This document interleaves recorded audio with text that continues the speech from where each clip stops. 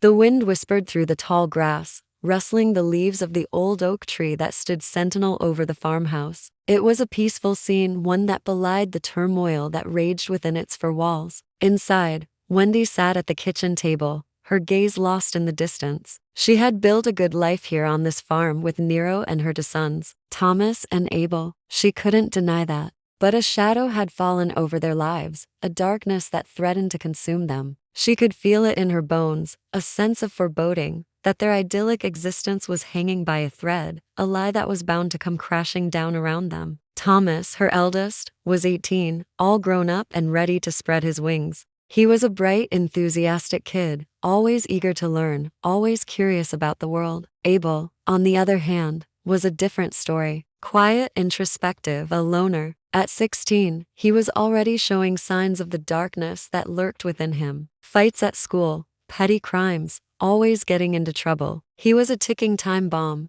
a powder keg waiting to explode. Wendy and Nero had done their best to shield their sons from the chaos that had been their lives before, but they knew they couldn't do it forever. They had to tell them about their father, about the legacy they had inherited, about the Sons of Anarchy. It was a terrifying thought, but they knew it had to be done. One night, Wendy heard raised voices coming from the boys' room. Abel and Thomas were arguing, and though she couldn't hear what they were saying, she knew it had to do with their father. She didn't want to interfere, but she couldn't help but eavesdrop. "Why are you so obsessed with Dad? He's dead." "We don't know anything about him," Thomas said. His voice was sharp with anger. "That's not true," Abel shot back. "I know who he was. I can feel it in my bones." Hearing Abel's words, Wendy's heart broke. She and Nero exchanged a worried glance. They knew it was time. That night, after the boys were in bed, Wendy and Nero sat them down in the dim light of the farmhouse. "We need to tell them about their father," Wendy said, her voice barely a whisper. Nero nodded, his face grim.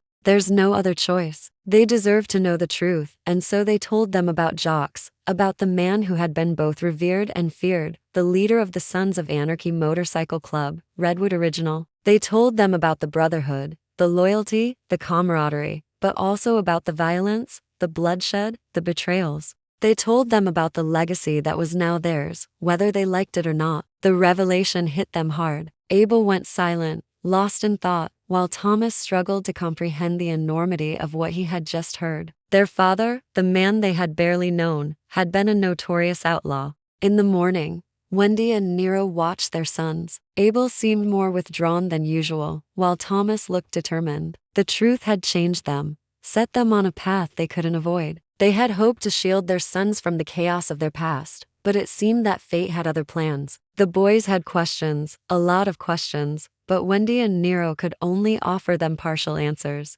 Some things were best left unsaid, some truths too dangerous to reveal. As the days passed, Wendy and Nero watched their sons navigate the treacherous waters of their family's legacy. They knew there would be challenges, a lot of them, but they were also proud. Abel and Thomas were strong, smart kids. They would make it somehow. The past couldn't be rewritten, but maybe, just maybe, the future could be different. Maybe the next generation of the Sons of Anarchy would break the cycle of violence, bring peace to the club. It was a long shot, but Wendy and Nero clung to that hope as they faced the uncertain future. For in the end, the truth had set them free. Now they had to face the consequences. As Abel and Thomas rode out of the driveway on their Harleys, Wendy and Nero knew they were in for a wild ride. The past of the Sons of Anarchy was not something you could escape. You either embraced it or you got destroyed by it. And it seemed that the next generation of the Sons of Anarchy had arrived.